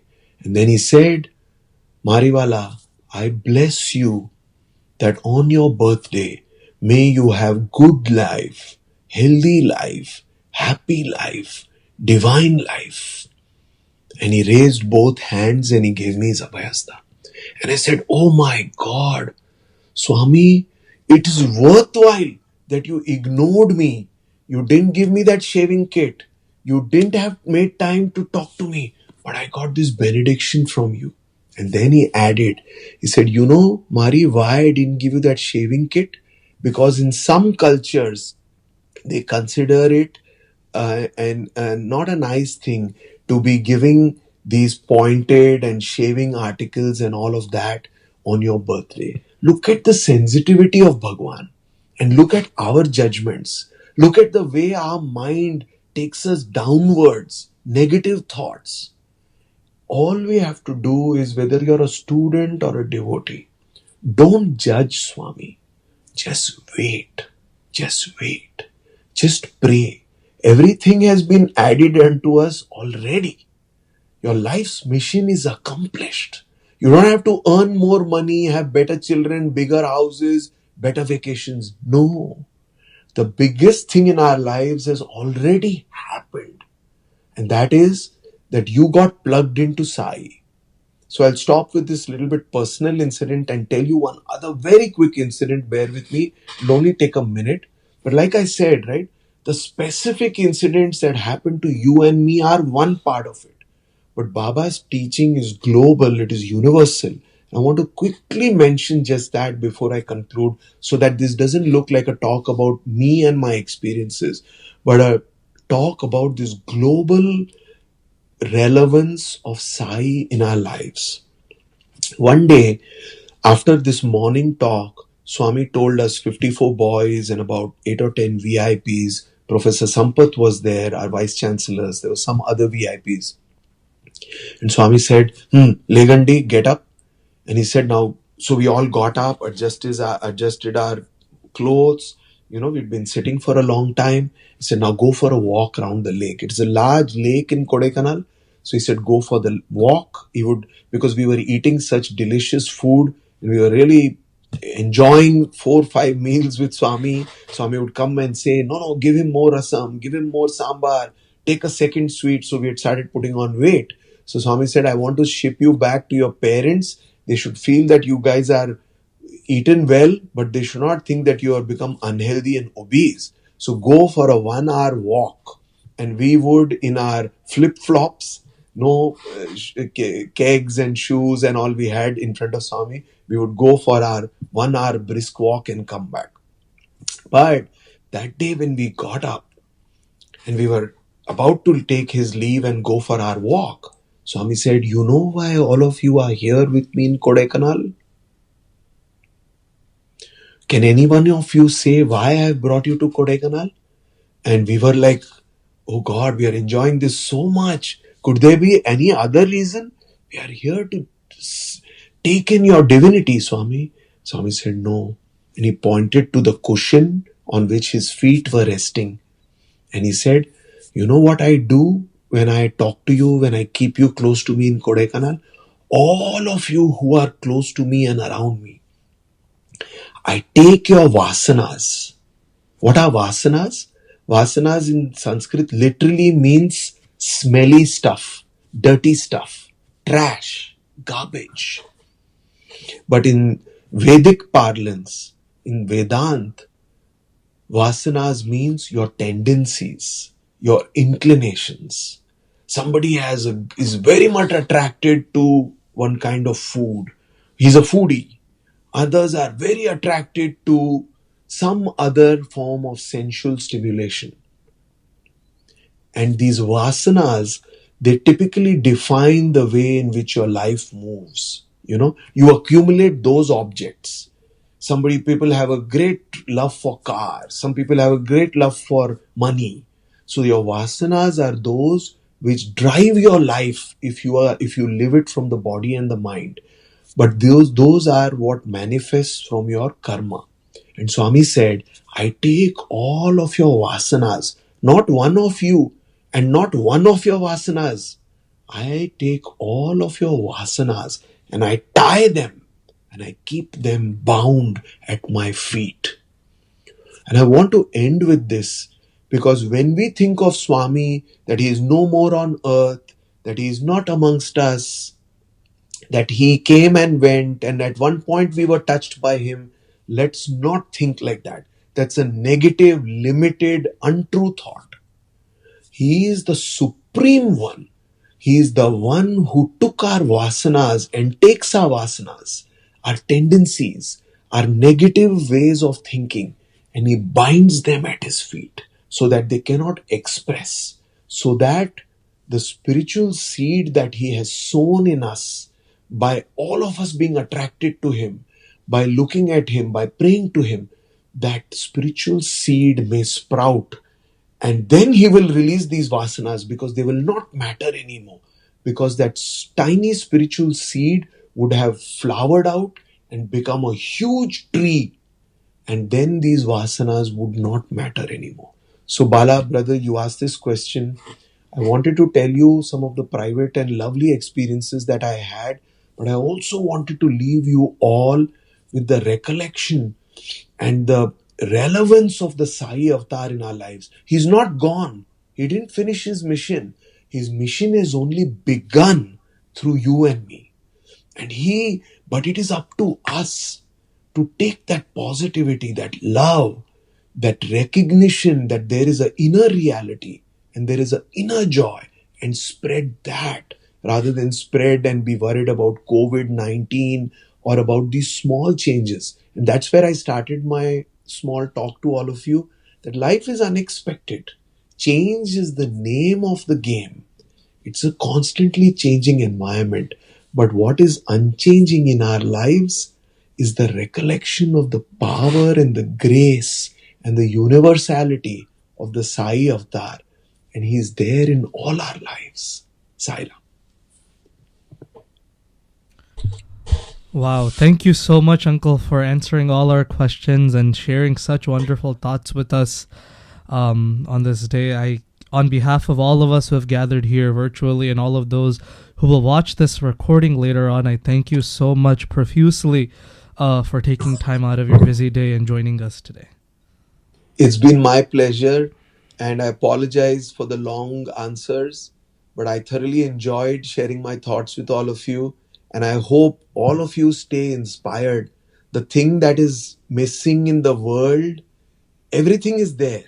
It's only inspiration which we are low on. And if we are inspired, and that inspiration can come from remembering Swami. So let's just remember him and we will all thrive. All these small ups and downs are nothing in our life. But we have to remember that constantly. That these are all minor up and downs. This is nothing. But what is true, what is genuine is Sai, our love for Sai, and Sai's love for us. Sai Ram, and thank you, Rishi. Thank you for having me. All the best to all of you. I was not able to see any of you, but all my love and Sai's love and gratitude of all me knowing all of you, and gratitude for having me on this session. Sai Ram.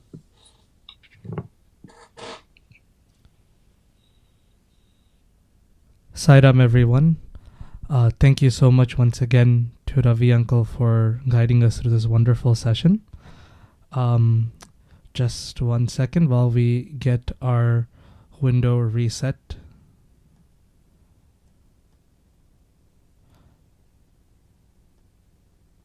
We have a couple of announcements. Next week, Sunday, March 29th, 2020, We will be having our regular center activities online. SSE classes will be conducted via Zoom as they were today.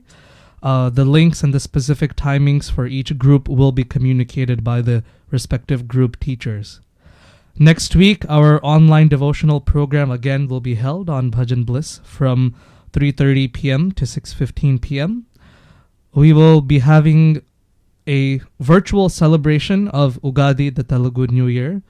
So requesting all of you to join us for that. A small amendment to the announcements in view of the executive order signed by our governor yesterday. All seva activities in any form have now been suspended until further notice. And we also have the regional weekly satsangs happening every Sunday from 1 to 2:15 p.m. This usually consists of some prayers and a study circle. So we've sent out the link and we'll continue to send out the link as a reminder, requesting you all to join in for those programs as well. With that, we pray to Bhagwan to give us the wonderful experience, the celestial experience of singing His glory together over YouTube. We'll have bhajans now. Here's some guidelines on how we can participate in the online bhajans. And after bhajans, let us return to our daily lives in silence, carrying with us the divine vibrations of the bhajans that we'll offer to Swami today. Jai Sai Ram.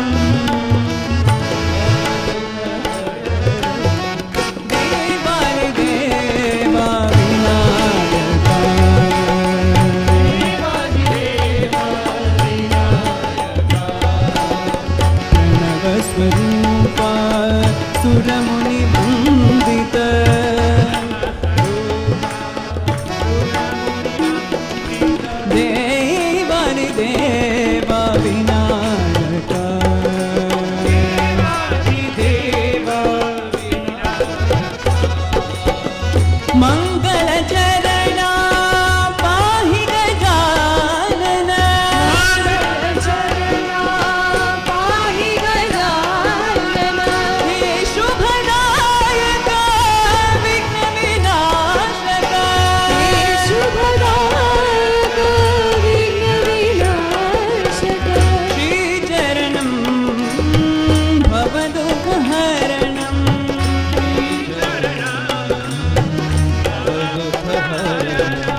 श्रीचरणं भवदुःखहरणं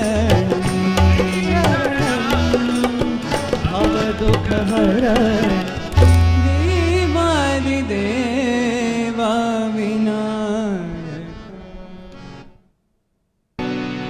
Keep feeling your love in me over and over again. I keep feeling your love in me over and over again. I keep feeling your love in me over and over again. I keep feeling your love in me over and over again. And it's sweeter and sweeter as the days go by. Sweeter and sweeter as the days go by. And it's sweeter and sweeter as the days go by. Sweeter and sweeter as the days go by. Oh, what a love between my Sai and I. Oh, what a love between my Sai and I. Oh, what a love between my Sai and I. Oh, what a love between my Sai and I. My Sai and I, my Sai and I. My Sai and I, my Sai and I. Oh, what a love between my Sai and I. Oh, what a love between my Sai and I. Oh, what a love between my Sai and I. Oh, what a love between my Sai and I. I keep feeling your love in me over and over again. I keep feeling your love in me over and over again. And it's sweeter and sweeter as the days go by. Sweeter and sweeter as the days go by. Oh, what a love between my Sai and I. Oh, what a love between my Sai and I. My Sai and I, my Sai and I. My Sai and I, my Sai and I. Oh, what a love between my Sai and I. Oh, what a love between my Sai and I. Oh, what a love between my Sai and I. Oh, what a love between my Sai and I. Feeling your love in me over and over again.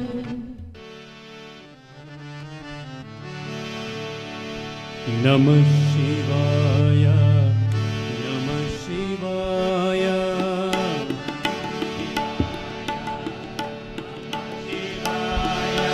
Namah Shivaya, Namah Shivaya.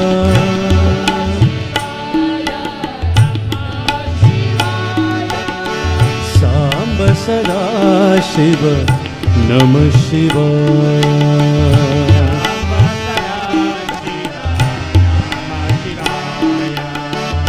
Samba Sada Shiva, Namah Shivaya.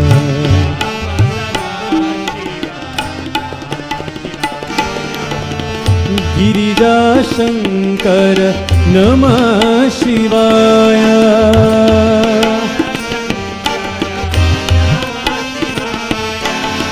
Girija Shankar, Namah Shivaya.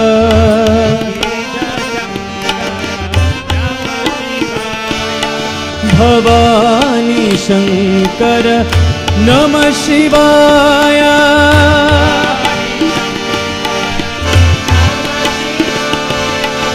Bhavani Shankar नमः शिवाय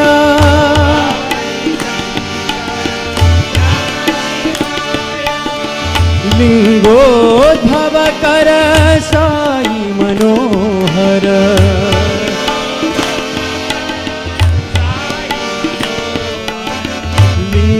लिंगोद्भवकर साई मनोहर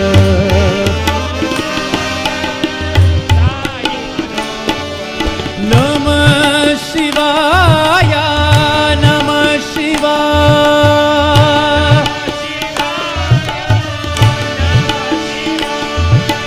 नमः शिवाय नमः शिवाय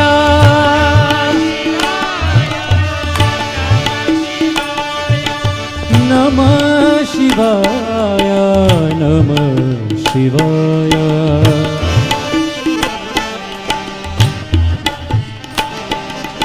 नमः शिवाय नमः शिवाय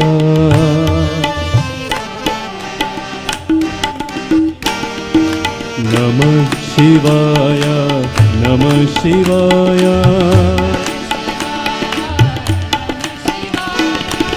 सांब सदा शिव नमः शिवाय गिरिजा शंकर नमः शिवाय भवानी शंकर नमः शिवाय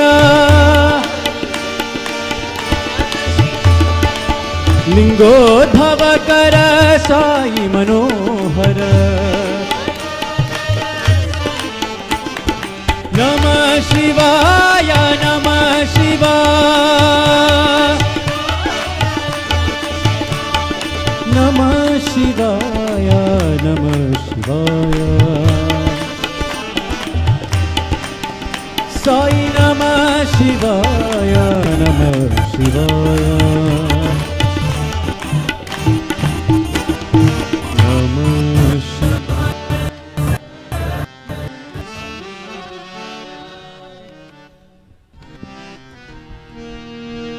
In every moment of my life, please be with me. In every moment of my life, please be with me. In every single act of mine, be thou my guide. Baba, Sai Baba.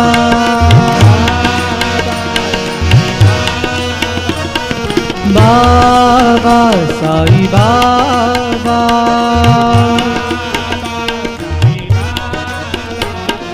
I don't slip, I don't fall when you hold my hand. I don't slip, I don't fall when you hold my hand. I don't stray far away when we're hand in hand. I don't stray far away when we're hand in hand. Baba, Sai Baba.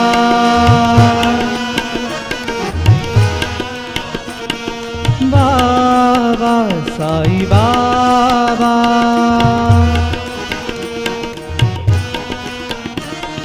From the darkness into light, lead me, Father. From the darkness into light, lead me, Father. From the unreal to the real. From the unreal to the real. Baba, Sai Baba. Baba, Sai Baba.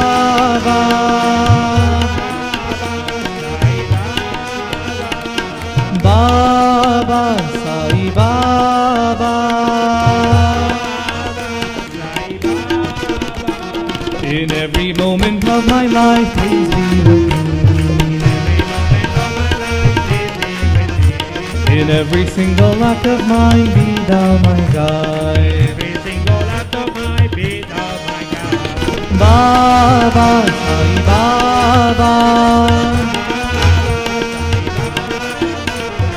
I don't slip, I don't fall when you hold my hand. I don't slip, I don't fall when you hold my hand. I don't stray far away when we're hand in hand. Baba, Sai Baba.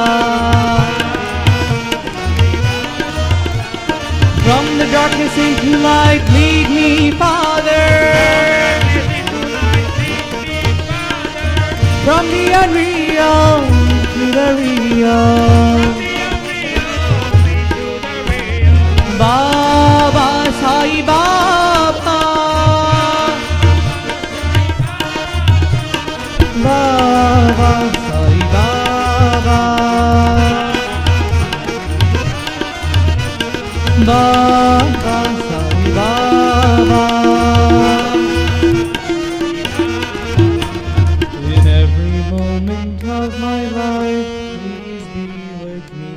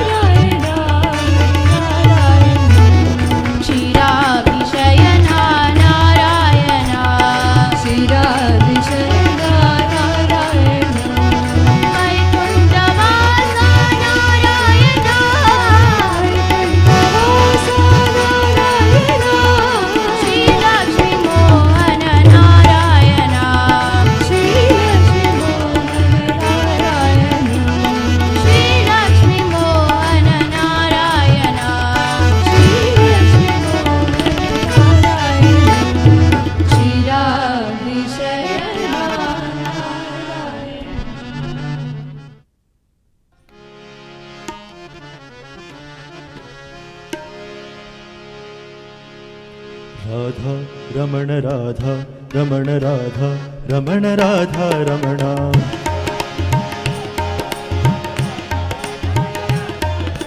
Radha, Ramana Radha, Ramana Radha, Ramana Radha, Ramana.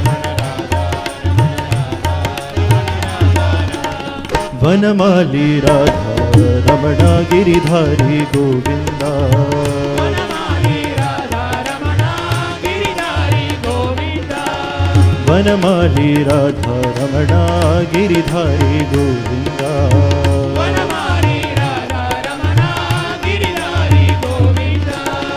Neelamegha Sundara Narayana Govinda. Neelamegha Sundara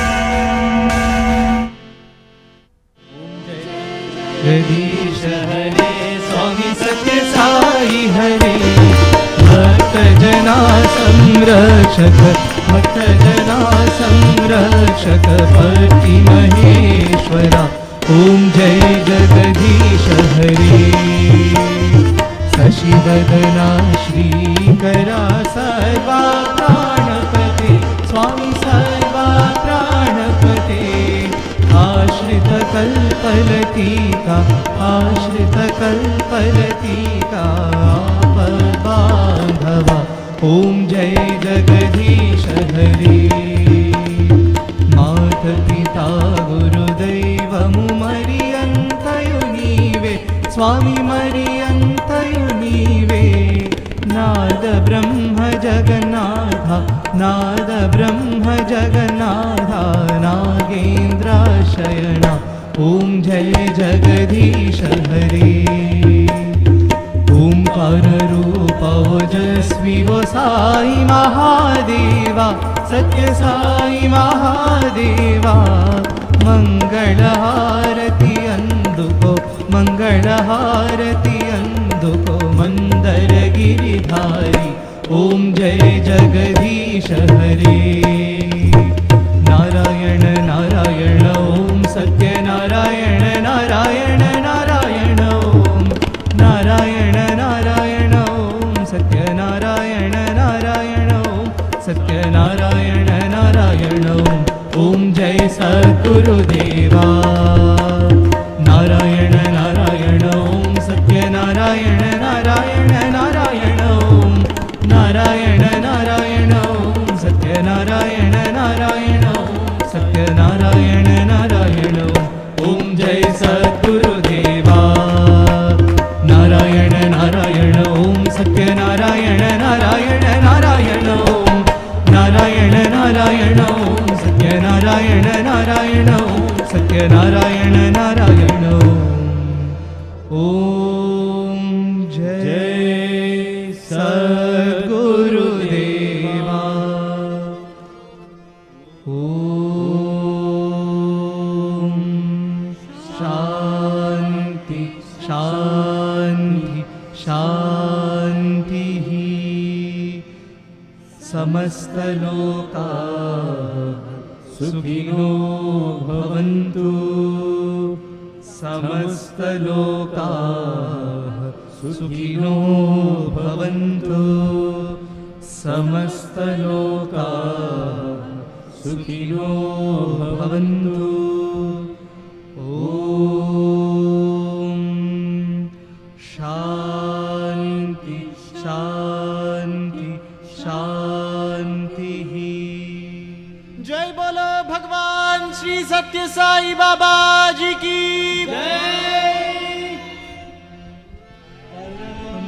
पवित्रं बाबा विभूतिं परमं विचित्रं लीला विभूतिं परमार्थ इष्टार्थ मोक्ष प्रदानं बाबा विभूतिम् इदमाश्रयामि लीला विभूतिम् इदमाश्रयामि sacred ash miraculous Baba's creation flowing from his blessed hands holy creation granting us the greatest wealth God's divine protection beloved Baba grant us liberation beloved Baba grant us liberation Adi Eramot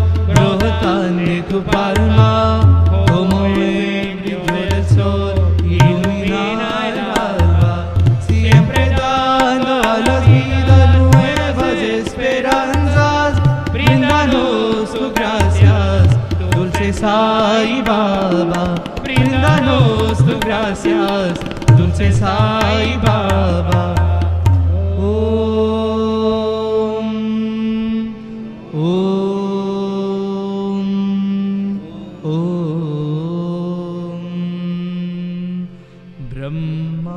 ब्रह्मार्पणं ब्रह्महवे ब्रह्माग्नौ ब्रह्मणाहुतं ब्रह्मैव तेन गन्तव्यं ब्रह्मकर्म समाधिना अहं वैश्वानरो भूत्वा प्राणिनां देहमाश्रितः प्राणापानसमायुक्तः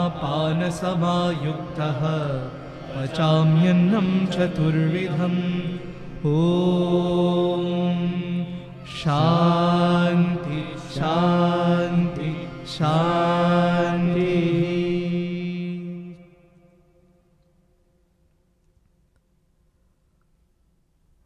Om Shri Sai Ram.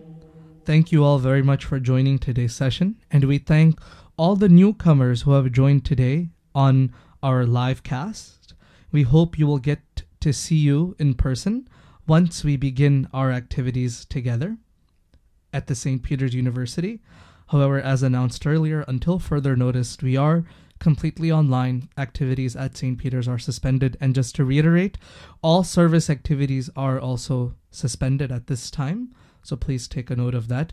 We'll convene once again next Sunday live for SSC classes on Zoom and the devotional program Ugadi celebration here on BhajanBliss. We'll end with Om and Three Shantis.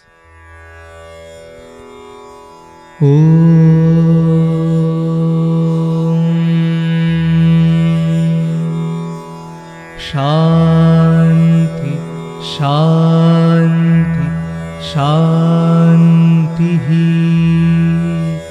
Jai Bolo Bhagwan Shri Sathya Sai Baba Ji ki Jai.